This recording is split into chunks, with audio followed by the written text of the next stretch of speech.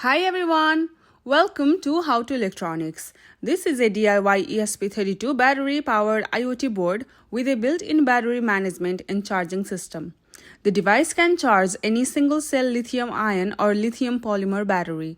Apart from battery charging, the device has a raw ESP32 Room32 module, which is capable of connecting to Wi-Fi and sending battery voltage and percentage data to any IoT platform such as ThingSpeak. In case you don't want to use the Wi-Fi feature, you can also monitor the battery status locally by adding an OLED display. Since the battery is the primary power source, constant monitoring is important to prevent overcharging, deep discharging, or system failure. This is handled by the battery management circuit. The charging IC ensures safe charging with auto cut-off, while the ESP32 continuously measures battery voltage through its ADC pin. Unlike older systems where the battery management just meant LEDs for indicators, now with the Internet of Things, you can view your battery status remotely on your phone or computer dashboards. In this project, we designed our own PCB and assembled the ESP32 module, a TPS63020 buck-boost converter for a stable 3.3 volt supply, and a BQ24092D charging IC. This IC provides charging and safety features, and the board's low power consumption allows it to run on battery for extended periods while still transmitting data to ThingSpeak server. The dashboard then shows the charging and discharging graphs of the battery in real time. So, let's build this IoT battery charging monitoring system.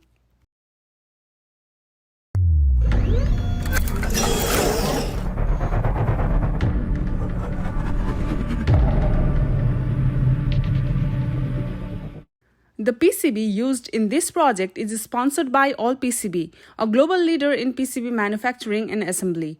All-PCB provides high-quality PCBs with fast production and delivery times. For new users, there is currently a special campaign that includes free shipping and generous discounts, making PCB prototyping far more affordable. Let's take a look at the hardware design part of the project. Starting from here, the board has a USB Type-C port for charging the battery. The charging is managed by the BQ24092D IC, which is a reliable battery charger IC from Texas Instruments. An onboard LED indicates power status. A 3.7 volt lithium-ion battery or LiPo battery is connected through the JST connector. A slide switch is included to turn the entire system on or off.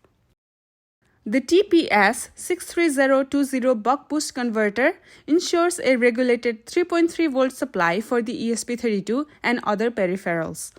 To measure battery voltage, we can use a simple register divider network R11 and R12, which are 100K each. The output is connected to ADC pin IO34. The ESP32 reads the divided voltage and calculates the actual battery voltage and percentage. Programming the ESP32 is easy through the prog header, which connects to an external FTDI module. The programming process is automatic thanks to Q1 and Q2 transistors, so there is no need to press any reset or boot buttons. Optional GPIOs are also broken out for connecting sensors or peripherals. An OLED can be connected to the 𝗓𝗏𝐶 pins for local display of battery data. After designing the schematic, I converted it into a compact PCB layout. All the components are placed on the front side for easier assembly. The PCB looks neat with the ESP32 module, buck-boost IC, charging IC, and headers aligned properly. The Gerber files were generated and uploaded to All-PCB, who are sponsoring this video. Just select the board parameters like material, thickness, solder mask color, and quantity. At All-PCB, you can get trial PCBs starting at just $1 with free shipping for new users. I placed the order, and within 5 days, I received these high-quality PCBs. The finish, silk screen, and through-hole plating were excellent. Next, I soldered all the SMD components, resistors, capacitors, transistors, ICs, LEDs, and the USB port on the front side. Then I soldered the ESP32 room module, slide switch, JST battery connector, and header pins. The assembly was smooth and the board looks professional once completed.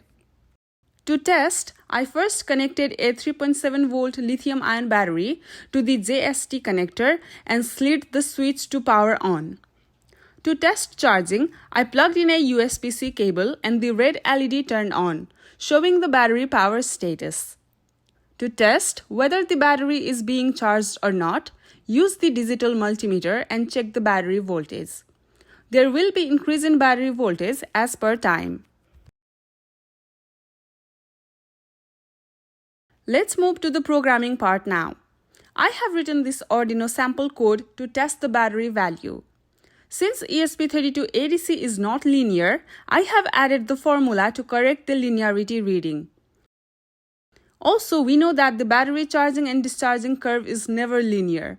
So, I hard-coded this battery voltage with percentage readings.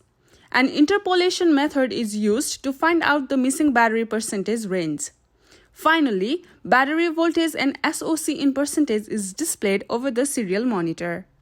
For programming, I connected an FTDI module to the prog header pins.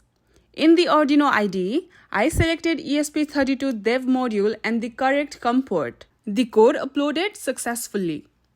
After the code is uploaded, open the serial monitor. Here, you can see the battery voltage and battery charge or SoC in percentage. This is a good job, you can say. Now, let's move to the IoT part of the project. Using the ESP32 ADC on IO34, we read the battery voltage, calculate the percentage, and send this data to ThingSpeak over Wi-Fi. First, you need to set up the ThingSpeak server. On ThingSpeak, I created a new channel. Here, we need two datas, so make two new parameters. From the API key settings, copy the API key. Add the API key to the Arduino sketch along with your Wi-Fi SSID and password. In this code, we have applied the mechanism to upload the data to ThingSpeak server every 30 seconds. We have also added the functionality of deep sleep mode. In the deep sleep mode, the power is reduced in microamperes. This saves the battery life. Upload this code to the ESP32 chip. After uploading is done, the serial monitor showed ADC values, battery voltage, and SoC. The ESP32 then uploaded the same data to ThingSpeak every 30 seconds. On the ThingSpeak dashboard, I could view real-time charging and discharging graphs of the battery.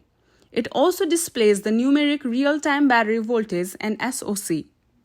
While charging, the graph showed voltage rising over time until it reached 4.2 volt. When discharging, the curve slowly declined, thanks to ESP32's low-power design. If you don't want Wi-Fi, you can also connect a small OLED display to view voltage and percentage locally. That's all from the video part today. All the detailed written guide related to this project can be found in the website article of How to Electronics. You can find the bill of materials, schematic, PCB Gerber file, source code program, and other instructions here. I hope you like this video, so why not drop a like and hit subscribe button. Finally, thank you so much for watching. See you in the next video.